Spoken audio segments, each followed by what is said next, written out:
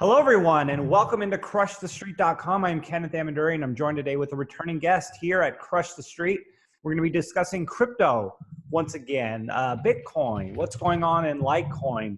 As Bitcoin hovers around $8,000, Litecoin continues to move up pretty substantially.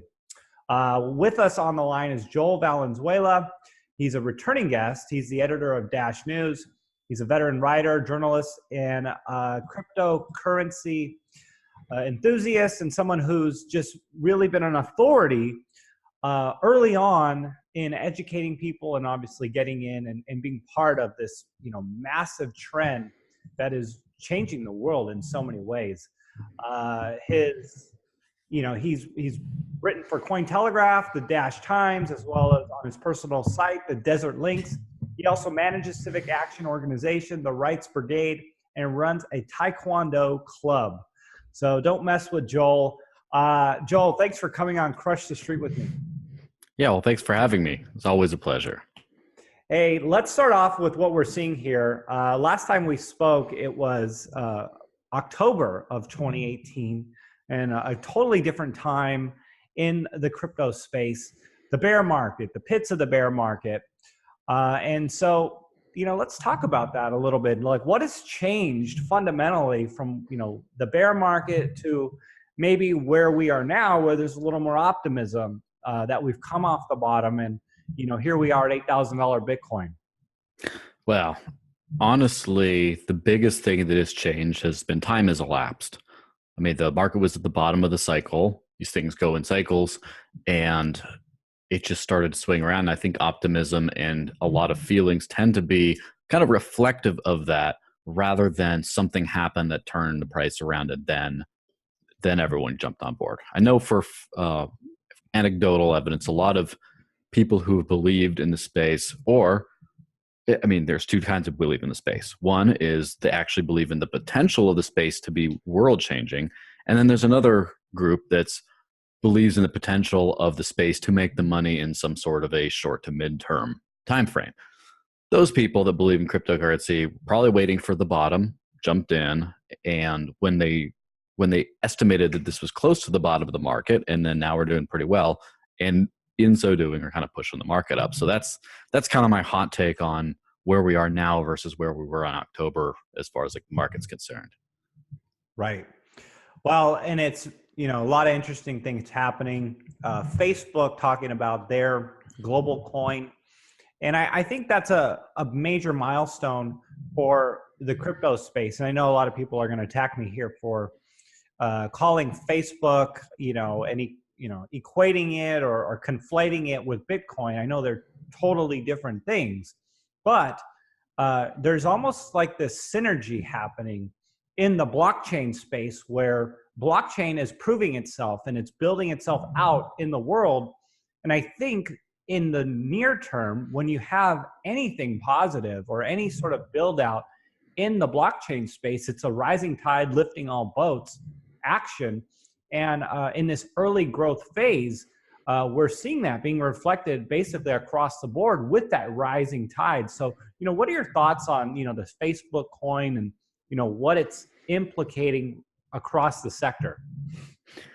Yeah, it's definitely a sign of two things. First, I think it's a sign that people realize that this technology is here to stay. It's part of the future. You better get on board right now. It's just like when government offices started having websites. It's like now it's not just, someone with their cat pictures or whatever GeoCities site they got going on. Now it's official that if you want to be in the modern world, you have to have one of these things. I think there's a big part of that of just, if we're not part of this, we're just going to be completely destroyed. And then there's also part of it, which is the whole realization of how easily things can be tokenized, where now people are trying to have a token associated with everything. Where before it's just like, let's just use Bitcoin, or let's just use other cryptocurrencies, or let's just use fiat currencies. Now it's like, we can issue our own little token and get people using our little thing, and then we can get to benefit from this in quite a few different ways. So I think that Facebook is trying to get people all on its closed system, all on its issuing all its Chuck E. Cheese tokens, so people have to keep playing the games until they run out. They're trying to get people into the system, and it's a pretty shrewd move, if you ask me. So one thing that I thought was very interesting and spoke volumes was Eric Voorhees tweeted, people comparing tulips to, crypto or Bitcoin to tulips need to explain the discrepancy that tulips never went on to make new all-time highs every 2 years. And I think that says a lot about what we're seeing in the crypto space and the resilience of Bitcoin and the resilience of the technology, and that it isn't just going away. There's a lot of pundits out there that, again, just see no value in Bitcoin. We were talking about this prior to the interview. They had these altruistic ideas on what is sound money. And because something doesn't perfectly align with their definition of sound money, then therefore it has to go to zero, when really all that needs to happen is people start to use it. And if more people start to use it over time, then let's say trend in the opposite direction, then it's going to go up in value. And I think that simple fact is what people are missing that are, critiquing blockchain technology and Bitcoin specifically, is that they're not anticipating that more and more people are going to use this technology. So I said a lot there. Just some comments on that. Yeah, it's interesting to see. There's a lot. Everyone can be an expert after the fact.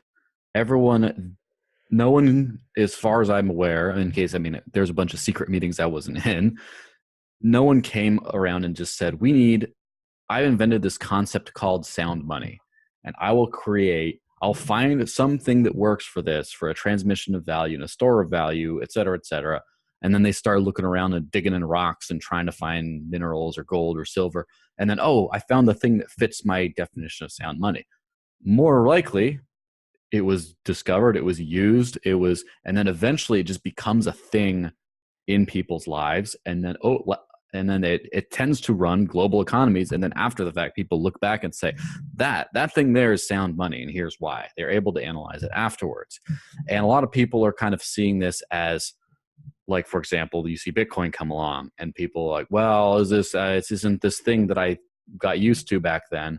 And then after the fact, we're already 10 years into the game, but over time, people are going to start looking back and just saying, well, this is the digital gold standard, and this is why a crypto is so valuable. And all. They're going to start analyzing it and creating labels and categories around it, when really what gives it its sound money properties, before there is even a conceptualization of sound money, is people valuing it and repeatedly valuing it, and just the free market deciding what is sound money before and after people can actually make their opinions about it.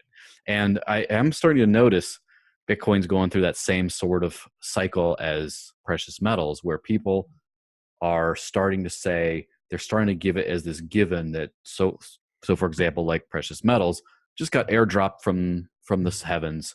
This has given us as holy sound money, and nothing can ever compare. And then people are starting to get that with Bitcoin now too, where they say Satoshi created this awesome invention, and it's not a product of human progress. It's a product of what would blessing or chance, and nothing else can compare.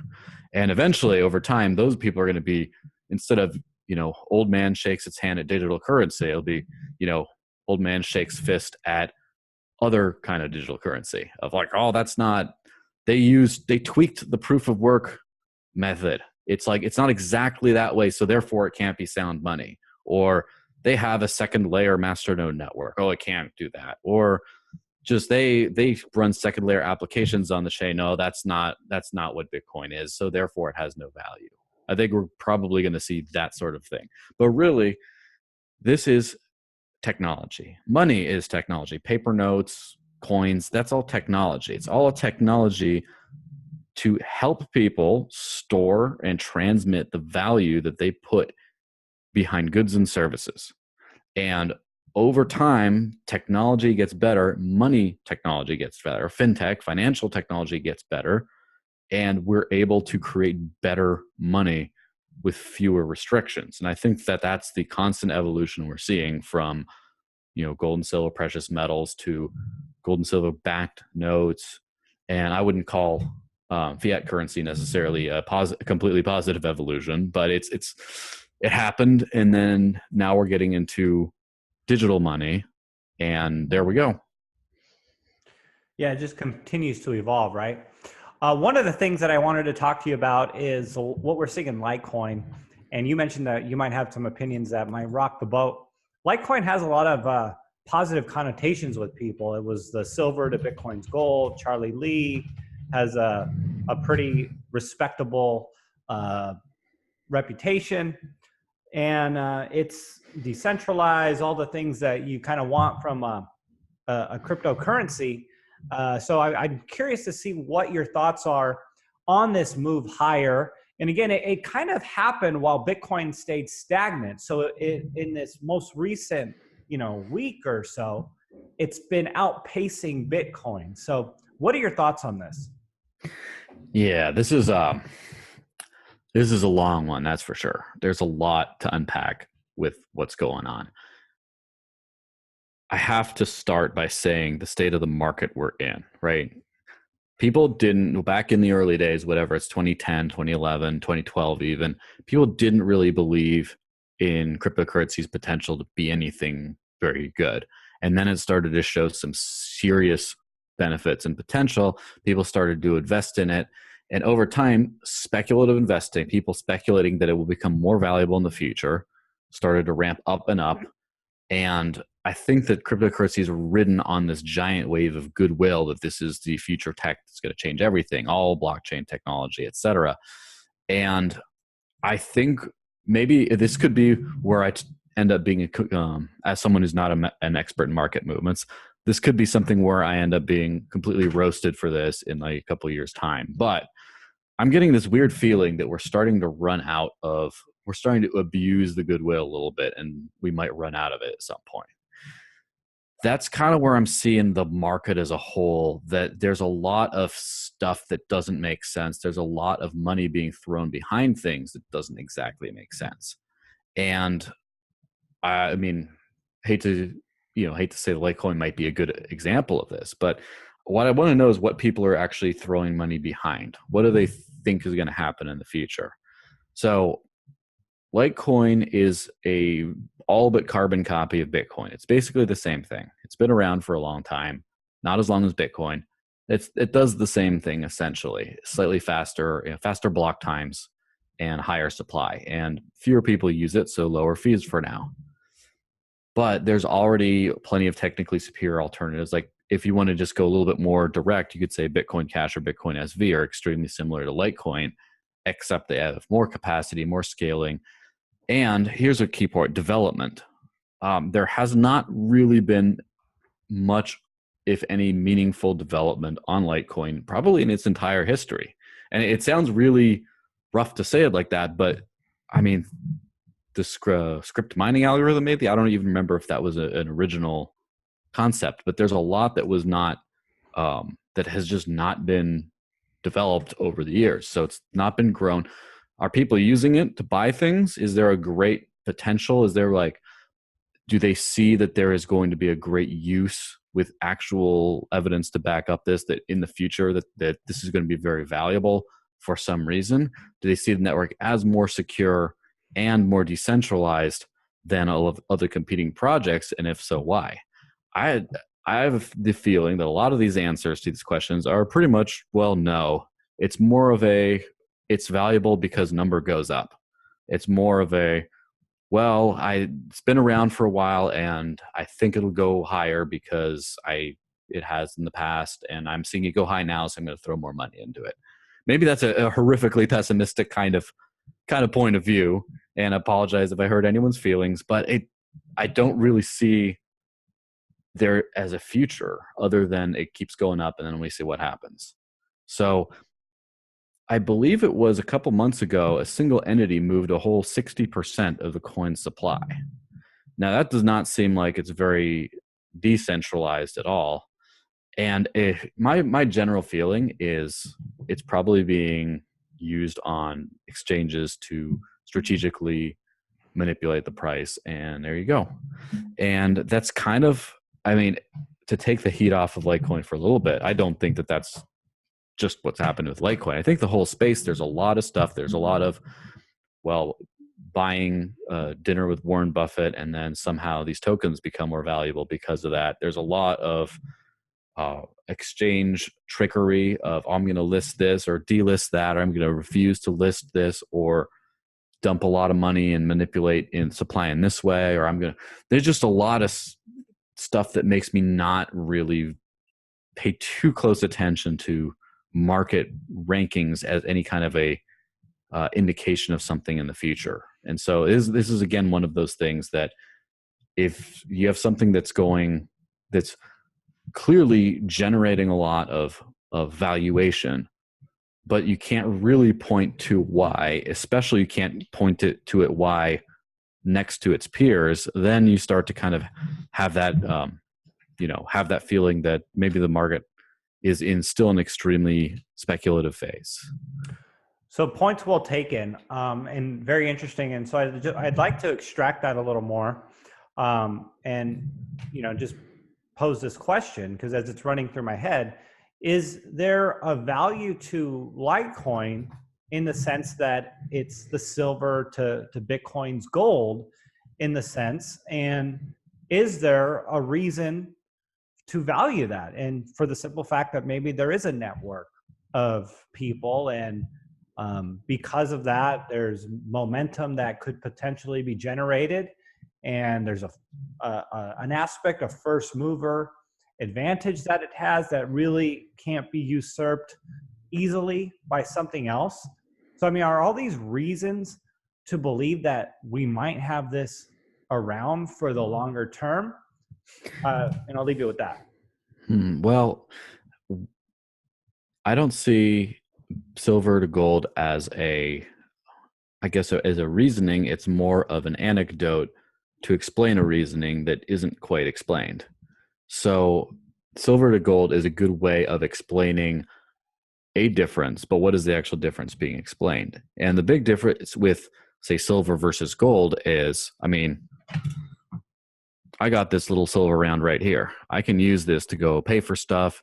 It's small. It's like, if I had this in gold, it would not be very practical at all. I would not be able to break off a teeny little piece and put it somewhere. I would not be able to basically effectively transmit it as a form of payment. So when you have gold versus your gold for the bigger purchases, say silver for the smaller, there's an actual reason for that difference. Although, in the past, different countries were on different standards. For example, the US was on the gold standard, while I believe China was on the silver standard. Now, as far as when you're going with cryptocurrencies, it can be divided to the, I don't know how many decimal places. And you can just as easily, again, assuming you have a network that is actually scaled and you can actually transmit, you should be able to just do the exact same thing with both, only one has a greater network effect and value and then the other doesn't. So it's kind of it's not really applicable to cryptocurrencies in my view. Now, I do like the idea of so network effects are giant and powerful. And people seem to forget that you can't just copy and paste some sort of a coin or project or just the same technology and then, it's the same value, because it's like, who uses it? What's the available liquidity, et cetera, et cetera. Now, what I would say is it depends on what you want for its use. For example, if you say, I want Bitcoin as a peer-to-peer electronic cash system, I want to take it, I want to use it to spend it as money. And if it fails, I want the number 2 to kind of use as a backup. Then you might do, you got Bitcoin, then you might want Dash, you might want Bitcoin Cash, maybe Bitcoin SV, who knows? You might want to go something that is optimized for transactions or whatever. What I think we're seeing here is it's similar in that there's a certain safety that we know Bitcoin, and we know that Litecoin's not going to be very different from Bitcoin. So there's a certain safety in using it that, we don't have to think too hard into what works and what doesn't, because so far Bitcoin's worth a whole lot, and therefore Litecoin's very similar and has been around, and it's probably going to be very similar. I also think that people tend to like Litecoin because it's probably the easier to get in on value fluctuations, whereas Bitcoin's a little bit more well distributed. It's been everywhere. It's on every exchange, everything. Whereas Litecoin is also on just about every major exchange, but the supply is not nearly as well distributed. And then you can more easily cause giant price fluctuations, and people want to get in on that. It's kind of like it's funner to like gamble with because you got bigger, more exciting swings. Whereas Bitcoin's probably going to be a little bit more stable. Probably what crash 80% instead of 95% like some of the other coins, and then it's just not going to go. You're not going to get that whole moonshot effect. So that's kind of I think why for traders it might be the silver to the gold in that case. For actual practical applications outside of speculative trading, that's a whole different world. But it seems like the market is pretty dead set on speculation for the time being. So, and is there something wrong with that? I'll end with this question here. Early growth phases of any industry is very volatile, very speculative, very up and down. And in those environments, you have gamblers, people who want to make a quick buck. But in that, I mean, you have the fundamentals that are being built out. So to a certain degree, you do have the speculators, the gamblers, people who really don't care if Bitcoin's around in 5 years or not. They just see it as an opportunity to make some money. But as time goes on, that volatility should decrease, and we find some equilibrium in the price where it's more fairly valued. I mean, it's only been around for 10 years, so the world hasn't really had a fair opportunity yet for it to find its intrinsic value, whatever that might actually be. So, to having said that, I mean, the speculation, I mean, isn't that just part of an early growth phase until we get to some sort of intrinsic value where, similar to gold's had thousands of years for the world to discover the price it's at today. And arguably it's cheap, but, still, I mean, we're just, it's got thousands of years of, understanding it and what it is and where it should be at and, roughly what it should be doing. I mean, Bitcoin is still so early in this game. I mean, we fully don't understand the implications of what this is going to do 5 and 10 years down the road. Yeah, I mean, this might be a little bit of a contrarian viewpoint for people who, like me, are not necessarily high on the whole speculative scene. I think it's great. I think it absolutely is necessary because, first off, you won't have growth without speculation. You can't get to the next step. You can't grow the industry. You can't figure out where you can go from there without actually throwing a bunch of money at a gamble that this will work out or it won't. And so we need those kind of big, maybe not to such a huge extent, but we do need a lot of growth without based on potential, not on necessarily realized potential. And at the same time, we also need those historic crashes because I was just looking at the top whatever coins and companies and just I don't wish misery on anyone, right?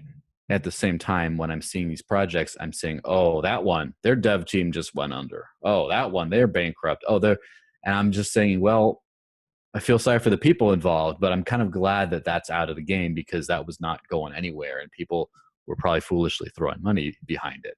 So I like all this kind of stuff. I like it going up and down, and I like seeing, because every time you do that, you learn something. Every time you push the boundaries, you learn something.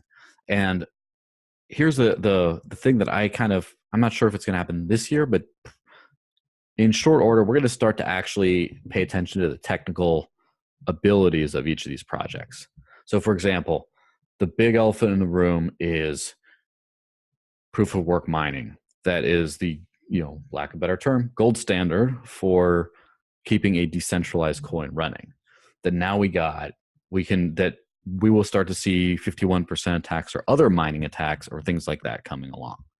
And we're also going to see difficulties with a lot of projects that sort of pre-created, like they pre-mined all their tokens, all their supplies, and kind of gave some away and they said, well, we're technically decentralized, but one group still runs that whole thing. and it runs the same, so who cares? We're going to start to see things where the one central group has some sort of failure or gets held hostage or regulated or whatever, and then we start to see the whole ecosystem sort of collapse around that. We're going to see like right now, when you do a merchant transaction in cryptocurrency, and one of the few places that accepts it, the merchant trusts the transaction right away, but you can usually go away and double spend that and defraud the merchant. And since it's so rarefied and it's mostly fans of technology are paying, that's not a real problem.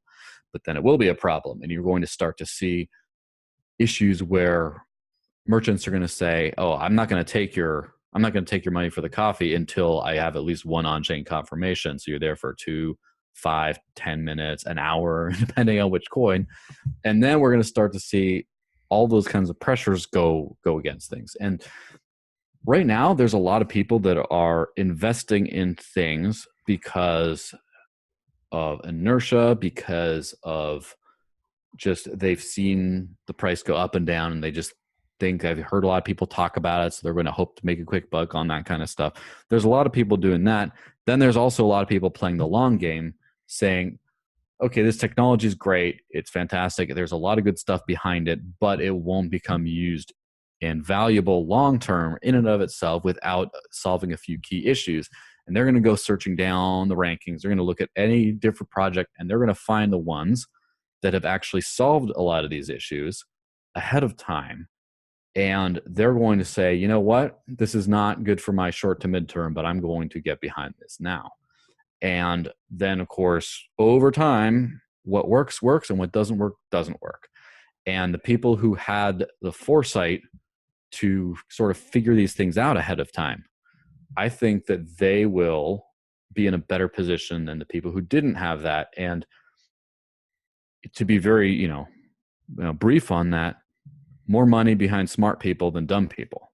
And how is that a net loss for the space? Wouldn't you want all the value behind the people who are the best at creating long-term value and use and actually advancing the human race's prospects? Well, that's one cool thing about the free market, which I think you probably agree with, is that the free market does a good job of funneling and punishing bad projects and taking money away from bad ideas and putting it in the hands of good ideas. Ultimately, time will tell in those situations. So I'll let you comment on that. But yeah, let's get your closing thoughts here, really, on what's going on here in 2019 and cryptocurrency going forward. Are we truly out of this bear market, or was this a dead cat bounce over a longer trend bear that we're still in, from 20,000 Bitcoin to where we are now? Yeah, it's hard to anticipate market movements. I think we're on the up, but I don't think we're on to the next stratospheric rise. And I also don't think the next stratospheric rise is going to be all your favorite coins go to the moon. I think it's going to be quite a few specific ones, some that people might not even anticipate going through the roof. And really, I think that we've seen for the last decade a lot of big companies, big players, etc., have been making rumblings about jumping on board, but they haven't. They're hanging out. They're waiting for an opportunity, not to get in on something when it's cheap, so then they profit. I mean, that might be part of it, but I think they're waiting to see something that's usable. And there's a lot of talk about, oh yeah, you can use this as the money of the future, and yet no one is pretty much using it. And I use that as a perspective, as I'm one person who's living 100% off of cryptocurrency. All I have is Dash. All I use is Dash. Spend it on my coffee today. Spend it on my beer. Spend it on just about anything you can imagine. But I'm like the one of a very, very small group of people that is doing this in 10 years later. And we're going to start to see a lot of friction and growth in the industry before we see a stratospheric jump in the markets. That's my view. I think we're going to actually have to see a bunch of projects make significant technical overhauls or just kind of fall by the wayside, and while other ones take off, before we see the market go past a trillion to, several trillion, et cetera. Joel, your comments are greatly valued here. And again, I appreciate your time here with us at Crush the Street. If people want to learn more about what you do, where you write, more about you, please let them know where they can go and what they can expect to find. Yeah, so I write for Dash News, so that's dashnews.org. It's a news site dedicated entirely to the Dash cryptocurrencies ecosystem. And as you can see, I mean, it's hard enough to sometimes write just crypto generic news day after day, but I just don't run out of stuff to write about just with Dash. So that's the number one place you should go. Also, if you just want to follow me on Twitter, it's at the Desert Links. Desert is in sandy, dry place. Links is in the cat. And there we go. All right, Joel. Well, thanks for coming on Crush the Street with me. Yeah, no problem. Anytime.